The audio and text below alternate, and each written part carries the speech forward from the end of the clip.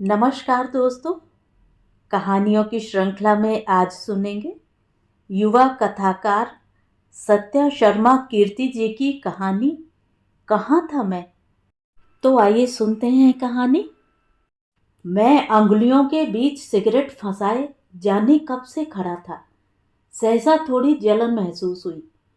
देखा, आग की हल्की चिंगारी मेरी अंगुलियों पर रख सिगरेट लगा रही थी। शायद अपने अकेलेपन और मौजूदगी का एहसास करवाने का उसका अपना यह अनूठा तरीका हो, पर उसकी यह हठता मुझे जरा भी विचलित नहीं कर सकी, क्योंकि पिछले 2 दिनों से मेरे अंदर वेदना की जो आग लगी थी, उसकी तुलना में तो यह कुछ भी नहीं था। प्रणाली यानी मेरी पत्नी को साहित्य के क्षेत्र में विशेष उपलब्धि हेतु सम्मानित करने के लिए दिल्ली बुलाया गया था। आप सोच रहे होंगे, शायद पत्नी की उपलब्धि मुझे बेचैन कर रही है, किंतु मैं स्पष्ट कर दूं कि ऐसा तो बिल्कुल भी नहीं है। प्रणाली तो मेरे लिए पूरी उम्र लाइफ लाइन जैसी रही। जब शादी हुई थी तभी मैं समझ गया था, कुछ तो बात है इसमें, एक दिन जरूर कुछ अलग करेगी। इसलिए मैं कभी किसी भी बात के लिए उसे मना नहीं करता। पढ़ी लिखी प्रणाली की हर इच्छा को पूरी करने की कोशिश करता। वह कभी पेंटिंग सीखती, कभी म्यूजिक। अलग अलग चीजें सीखने की उसकी कला का मैं सदा दीवाना बना रहा। धीरे धीरे ईश्वर के आशीर्वाद स्वरूप 2 बच्चे हमारे जीवन में आए और वो पूरी तन्मयता से घर गृहस्थी से जुड़ गई। सारा दिन बच्चे, घर और मेरा भी इस तरह ख्याल रखती जैसे हम सभी की माँ हो। मैं उसे हर वक्त इस तरह उलझे देख कहता, अरे यार, क्या सारा दिन किचन में लगी रहती हो, एक फुल टाइम मेड रख लो। इतनी पढ़ी लिखी हो, कोई जॉब ही कर लो। जीवन जो एक ढर्रे पर चल रहा है, कुछ तो चेंज आएगा।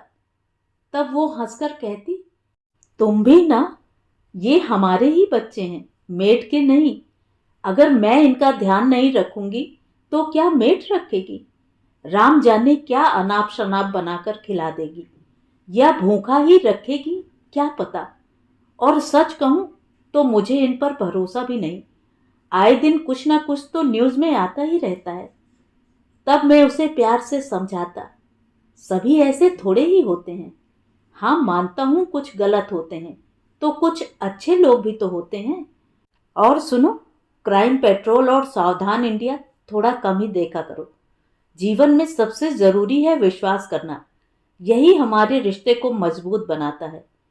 पर उसकी तो अपनी ही दुनिया थी, जिसमें वो पूरे दिन बच्चों की पढ़ाई, उनकी फरमाइश, उनका करियर, उनकी अन्य गतिविधियों में डूबी रहती। सच कहूं तो उसकी यही बात मुझे बहुत अच्छी लगती थी, क्योंकि जहां आज औरतें अपने करियर को ज्यादा महत्व देती हैं, वहीं प्रणाली घर गृहस्थी को ही अपनी उपलब्धि मानती। फिर भी कहीं ना कहीं मैं चाहता था वो अपने हुनर, अपनी पढ़ाई को यूं जाया ना करे।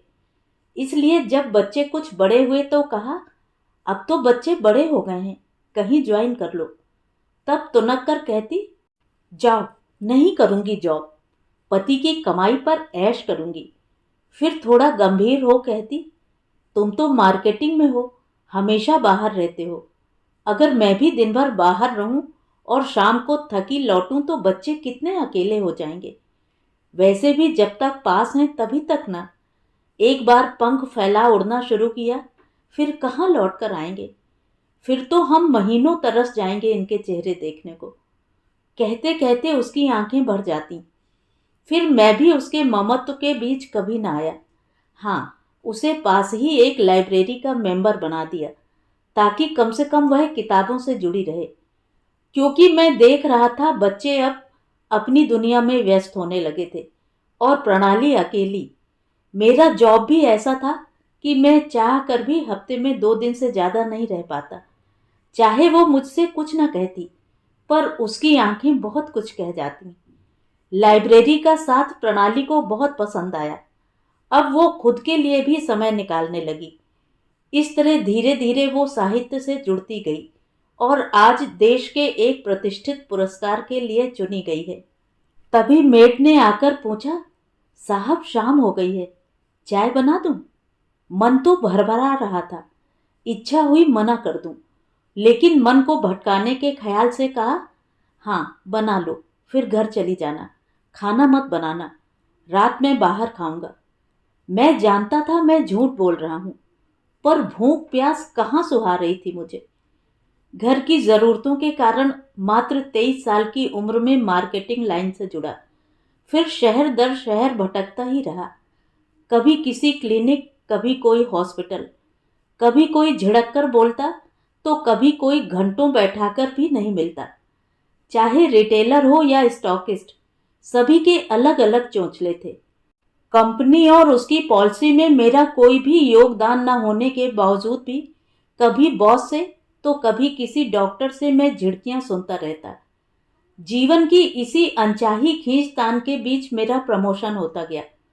शहर की जगह अब राज्य की जिम्मेदारी भी आ गई। सेल्स मैनेजर बनने के बाद तो कई स्टेट महीने भर में कवर करने होते। ऐसे में पत्नी बच्चे मेरे साथ के लिए तरसते रहते और मैं उनके सानिध्य के लिए तड़पता रहता। पर कहते हैं ना, भूख किसी की दोस्त नहीं होती। उसे मिटाने के लिए एक पति को, पिता को, पुत्र को, संक्षेप में कहूं तो पुरुष को इंतजाम करने ही पड़ते हैं। भूख ही क्यों, आज के स्मार्ट लाइफ के लिए खाने के साथ साथ अच्छे स्कूल, अच्छे कपड़े, एक्स्ट्रा क्लासेस, एक लंबी लिस्ट होती है जिसे पूरा करते करते उम्र निकल जाती है। कई बार जब भागते दौड़ते और झिड़कियां सुनते थक जाता तो सोचता, क्या पुरुष होने का मतलब इतना ही रह जाता है कि घर की जिम्मेदारी के लिए पूरी उम्र भटकते रहो। खैर, अपनी भाग दौड़ की जिंदगी में एक सुकून हमेशा बना रहा कि पत्नी बच्चों को एक लेविश लाइफ दे रहा हूं। फिर एक दिन प्रणाली का फोन आया। एक बात बताऊं? हाँ बोलो। आवाज की चहक ही बता रही थी कि कुछ स्पेशल है। आज प्रभात खबर में मेरी कहानी छपी है। अरे वाह, खुशी से उछल पड़ा मैं। लगा वो नहीं बल्कि मैं ही अखबार में छपा हूं। सच में एक आम आदमी के लिए अखबार में छपना कितनी बड़ी बात होती है। अपने सभी दोस्तों रिश्तेदारों से शेयर किया। साथ ही प्रणाली को एक बड़ी पार्टी का प्रॉमिस करते हुए कहा, अगली बार रायपुर आने पर तुम्हारी पसंद के होटल में ले चलूंगा। धीरे धीरे प्रणाली साहित्य के क्षेत्र में स्थापित होती गई और मैं ट्रेन, बाइक और बसों में भटकता जीवन की कहानियों में उलझा रहा। खैर, जीवन अपने ढर्रे पर चलता रहता है। बस रास्ते में काफी कुछ बदल जाता है। कुछ हमसे छूट जाता है तो कई बार कुछ अनजाना सा जीवन में जुड़ जाता है। बच्चे अब आगे की पढ़ाई के लिए बाहर जा चुके थे और प्रणाली भी व्यस्त रहने लगी थी। अक्सर फोन पर बताती, आज कहानियों पर गोष्ठी है, तो कभी कहती आज काव्य प्रतियोगिता में जज बनी। कभी ऑनलाइन कार्यक्रम से जुड़ती तो कभी पत्रिकाओं का भी संपादन करती। मैं उसकी व्यस्तता एवं उपलब्धि देख खुश होता रहता। सच में प्रणाली में कुछ बात तो है। मुझे उसके पति होने पर बहुत फख्र होता। चाय रख मेड ने कहा, साहब गेट बंद कर लीजिए, मैं जाती हूँ। मैं भी गेट बंद कर चाय के साथ बालकनी में आ गया। बच्चे नीचे पार्क में खेल रहे थे। हंसते मुस्कुराते खिलखिलाते बच्चे कितने अच्छे लगते हैं। जीवन के दांव पेच से मुक्त।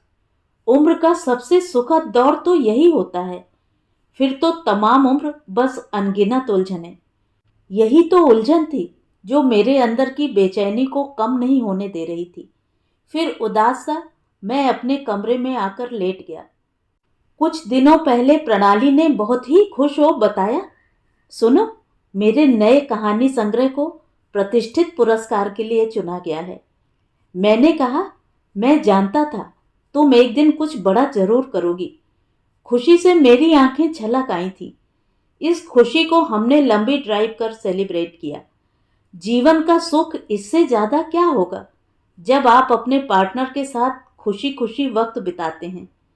मैं कुछ दिनों की छुट्टी लेकर आ गया और प्रणाली को सरप्राइज देते हुए कहा, देखो मैं आ गया, अब तुम्हारे साथ मैं भी चलूंगा। आखिर पत्नी को सम्मानित होते हुए मैं भी देखूंगा भाई। किंतु प्रणाली ने कहा, मेरी तो रमा के साथ टिकट बन गई है, और लेखकों की भीड़ में तुम बोर भी तो हो जाओगे। मैं तुम्हें लाइव कार्यक्रम भी दिखाऊंगी और वीडियो भी भेज दूंगी। थोड़ा अटपटा तो लगा, आखिर 10 दिन की छुट्टी लेकर आया था। सोचा था कार्यक्रम में रहूंगा तो प्रणाली भी खुश हो जाएगी। फिर काफी दिनों से कहीं घूमना भी नहीं हुआ है, वो भी हो जाएगा। खैर, फिर लगा ठीक ही तो कह रही है, साहित्यकारों के बीच में करूंगा भी क्या। साहित्य के साथ से भी मेरा कोई नाता नहीं। शायद प्रणाली को भी अपने ग्रुप में अटपटा लगे। अगले दिन सुबह की फ्लाइट से प्रणाली दिल्ली चली गई तो अकेलापन काटने लगा। तब पहली बार मेरे भी मन में ख्याल आया, देखूं श्रीमती जी ऐसा क्या लिखती हैं कि पूरी दुनिया उनके लेखन की दीवानी हो रही है। शायद मुझे साहित्य में मन लगने लगे। दरअसल मुझे साहित्य में कोई विशेष रुचि नहीं थी। दूसरी भागम भाग वाली जिंदगी के कारण पढ़ने की फुर्सत ही नहीं मिली। जॉब में इतने तनाव होते थे कि मैं चाहकर भी किसी अन्य बातों पर फोकस नहीं कर पाता था। किंतु अभी तो 10 दिन मेरे पास वक्त ही वक्त है। ऐसे में उनकी लिखी किताबों का पढ़ने का सुख ही उठा लेता हूँ। और फिर बड़े मन से उनकी सबसे चर्चित कहानी संग्रह पढ़ना शुरू किया। संग्रह में कुल 15 कहानियां थीं, जिसे मैं जैसे जैसे पढ़ता गया मेरा सारा गुरूर चूर होने लगा। तमाम उम्र मैं सिर्फ पत्नी बच्चों के लिए जीता रहा, उनके सुख, उनकी अच्छी परवरिश के लिए घर परिवार से दूर बंजारों सा जीवन बिताता रहा।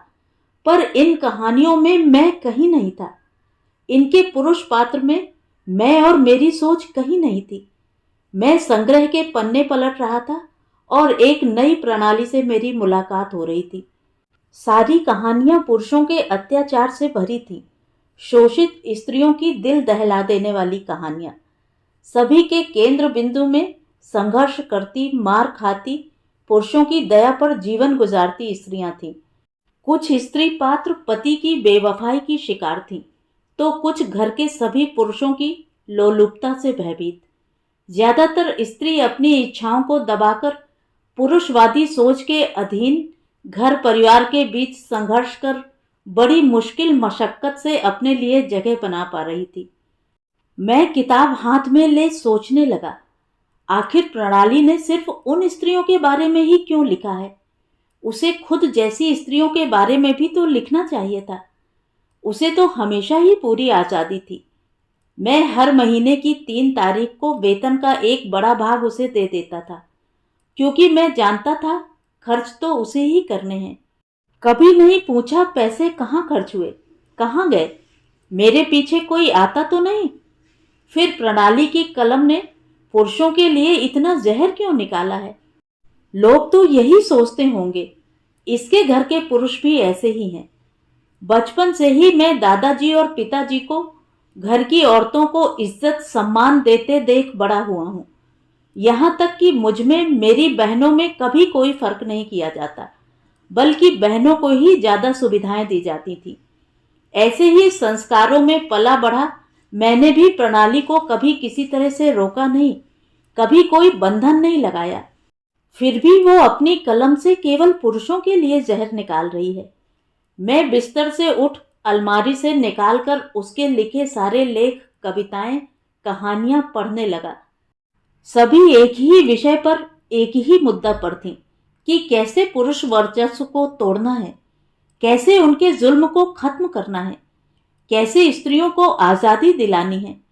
मैं उन कहानियों, लेखों, कविताओं में खुद को ढूंढने लगा। कहाँ था मैं? क्या यही हूं मैं?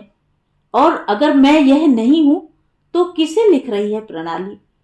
पिताजी तो पूरी उम्र उसे एक बेटी की तरह प्यार करते रहे। बेटे माँ को हमेशा दोस्त मानते हैं। फिर वह कौन पुरुष है जो उसे इतनी पीड़ा दे रहा है? किसने उसके सारे पंख नोच लिए हैं? किससे वह संघर्ष कर बड़ी मुश्किल से अपने लिए मुट्ठी भर आकाश खोज रही है? मैं ज्यों ज्यों उसे पढ़ता जा रहा था, त्यों त्यों खुद को बौना महसूस करता जा रहा था। 2 दिनों में मेरी ऐसी हालत हो गई जैसे मैं कहीं खो गया हूं। मेरा खुद पर का गर्व चूर हो गया। मुझे अपने आप से घृणा होने लगी। आत्मग्लानि से भर गया मैं। कभी खुद को रेपिस्ट महसूस करता, तो कभी हंटर से पत्नी को मारते देखता, तो कभी दोस्तों के साथ मिल शराब के नशे में पत्नी के साथ अमानवीय सलूक करते महसूस करता। मेरे मन मस्तिष्क सुन्न होने लगे। पढ़ते पढ़ते मैं अवसाद की स्थिति में पहुंच गया। मैं समझ नहीं पा रहा था, यह मेरी प्रणाली है या मैं ही कभी प्रणाली को जान नहीं पाया। जब लगा कि सारी नसें फट जाएंगी, तब नींद की कुछ गोलियां ले सो गया। दूसरे दिन दिल्ली से बड़ी सी ट्रॉफी, सर्टिफिकेट, शॉल और कैश लेकर प्रणाली आई। बड़ी खुश थी, पर मेरी हालत देख थोड़ा चिंतित हो पूछा, क्या हुआ? कुछ अस्वस्थ लग रहे हो। मैंने हल्की सी हंसी के साथ सिर्फ कहा, नहीं, ठीक हूं। प्रणाली पूरे उत्साह के साथ 2 दिन के एक एक पल की कहानियां सुनाती रही, चहकती रही। ये वही 2 दिन थे जिसमें मेरे पुरुष के होने पर ही प्रश्न चिन्ह लग गया था। जब दोपहर तक कुछ शांत हुई तो मैंने पूछा, प्रणाली, एक बात पूछूं? वह गले में हाथ डालकर झूलते हुए बोली, पूछो, मैं कैसा हूं? वह चौंक गई। अरे, कैसा प्रश्न है ये? बताओ ना। अरे, बहुत अच्छे हो। फिर वह कौन है? अब प्रणाली के चौंकने की बारी थी। कौन वह? मुझसे अलग होते हुए बोली, वही जो तुम्हारी कहानियों में, कविताओं में, लेखों में है। वह बिफर पड़ी। कौन है मेरे लेखों में? वही जो तुम्हें सताता है, तुम्हारे पंख काट डाले हैं, तुम्हारे सपनों को तोड़ डाला है, जिसके कारण तुमने खुद को भुला दिया था। अब तुम बड़ी मुश्किल से अपने लिए रास्ते बना रही हो। ठठाकर हंस पड़ी प्रणाली। अरे यार, तुमने तो मुझे भी डरा दिया था। बोलो ना, कौन है वह? क्या मैं वैसा ही हूं? मेरा स्वर भर आया था। प्रणाली मेरे हाथों को हाथ में लेकर बिल्कुल प्रोफेशनल अंदाज में बोली, देखो, साहित्य में संवेदनाएं ही बिकती हैं। जो जितना दर्द लिखता है उतना ही पढ़ा जाता है। और अगर औरत होकर औरत के हक के लिए नहीं लिखूंगी तो कौन लिखेगा? मैंने पूछा, क्या तुम्हें नहीं लगता लोग क्या सोचेंगे? उन्हें तो यही लगेगा तुम्हारा परिवार, तुम्हारा पति भी ऐसा ही होगा। अरे छोड़ो यार, इतना कौन सोचता है? और तुम्हें पहचानता ही कौन है? मैं हतप्रभ सा उसे देख रहा था। सामने टेबल पर रखा उसका बड़ा सा मेडल, कमरे में सजे उसके सारे सर्टिफिकेट, अनगिनत ट्रॉफियां जैसे मुझे चिढ़ाने लगी। तुम्हें जानता ही कौन है? अब मेरे अंदर की सहन शक्ति जवाब देने लगी थी। प्रणाली के शब्द तीर से चुभ रहे थे मेरे सीने में। मैंने लगभग चीखते हुए पूछा, मेरा वजूद ही कुछ नहीं, मुझे कोई जानता ही नहीं है, इसलिए तुम अपनी रचनाओं में मुझे विलन बना रही हो? नहीं, इसलिए कि जब मैं कभी तुमसे अलग हो जाऊं तो लोगों को आश्चर्य न हो। उन्हें लगे अच्छा ही हुआ जो अलग हो गई। ऐसे पुरुष के साथ कोई रह भी कैसे सकता है? मतलब? लगा किसी ने झन्नाटेदार थप्पड़ मारा हो मेरे गालों पर। पूरा शरीर ही कांप गया। मतलब यह कि तुम पूरी उम्र बाहर घूमते रहे। तुम्हें लगा एक स्त्री को सिर्फ पैसे चाहिए, पर उसकी भी तो शारीरिक मानसिक जरूरतें होती हैं। मुझ में भी थी। बेपरवाह सी कह प्रणाली फेसबुक पर आए लोगों के कमेंट का रिप्लाई देने लगी। मैं बेचैन हुआ जा रहा था। मैंने पूछा, पर मुझे तो कोई शारीरिक मानसिक साथ की जरूरत महसूस नहीं हुई। मैं भी तो अकेला ही रहता हूं। अगर तुम में पुरुषत्व की ही कमी है तो मैं क्या कहूं? कह प्रणाली मुझे ऐसी नजरों से देखने लगी कि क्षण भर को यह सोचकर मैं डर गया कि कहीं बच्चे किसी और के तो नहीं हैं। पिछले 2 दिनों से मैं इतने अधिक तनाव में था कि बहस करने की या इन बातों को और आगे बढ़ाने की मुझमें हिम्मत ही नहीं बची थी। इसलिए बात को खत्म करने के लिए पूछा, तुम्हारी जिंदगी में कोई है क्या? हाँ, संक्षिप्त सा उत्तर दिया प्रणाली ने।